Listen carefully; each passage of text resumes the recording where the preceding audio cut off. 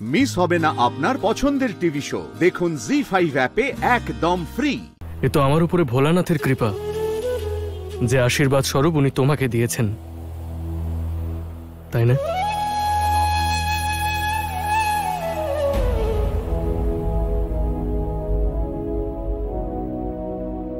স্বাতী,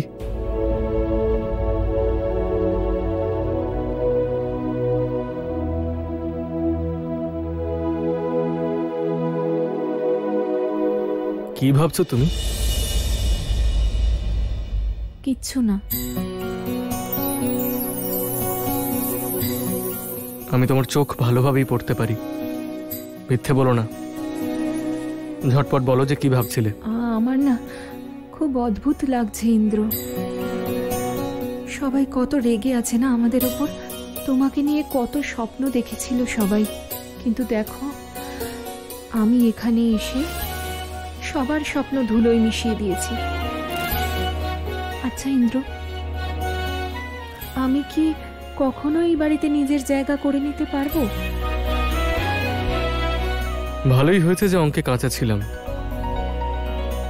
যদি তোমার মতো পড়াশোনা করতাম তাহলে আজ ফুলশয্যার রাতে এমন অদ্ভুত অদ্ভুত প্রশ্ন করতাম আর বিরক্ত থাকতাম।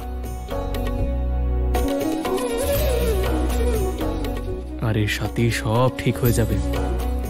বাড়ির সবার স্বপ্নও পূরণ হবে আর তোমাকে সবাই মেনেও নেবে। তুমি একদম টেনশন নিও না। আপাতত একটা বিষয় নিয়ে টেনশন নিতে হবে আমাদের। ও, কি বিষয়?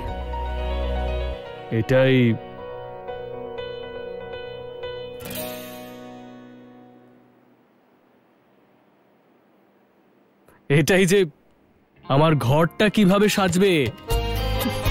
ইন্দ্র, তুমিও না।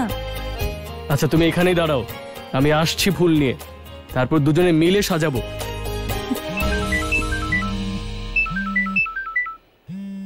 মায়ের ফোন। হ্যালো, হ্যাঁ মা বলো। সাথী, মা তুই ঠিক আছিস তো? তোরা ঠিক করে পৌঁছে গেছিলি? হ্যাঁ মা, আমরা ঠিক মতো পৌঁছে গেছি। আচ্ছা একটা কথা বলতো মা, শ্বশুর বাড়িতে সব ঠিক আছে তো? তোকে কেউ কিছু বলেনি তো?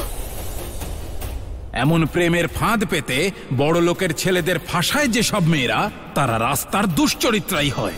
বংশের এই কুলাঙ্গারটাকে বাড়ি থেকে দূর কর। সাথী, কি হয়েছে রে মা? কিছু বলছিস না কেন? কেউ কিছু বলেছে নাকি? বল না। না মা, বেশি কিছুই বলেননি। প্রথমে একটু রাগ করেছিলেন, তারপর মেনে নিয়েছেন। তুমি আমার জন্য একদম চিন্তা করো না। তোর খবর জানতেই ফোন করেছিলাম রে। তোর সাথে কথা হয়ে গেল, মনটা এবার শান্ত হয়েছে। নিজের খেয়াল রাখিস। হ্যাঁ, আমি এখন ফোন রাখি, কেমন? ঠিক আছে মা, রাখছি।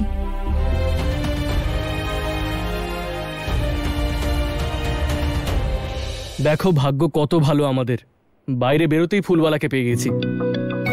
আর এইবার ঝটপট আমরা আমাদের স্বপ্নের শয্যা সাজাবো।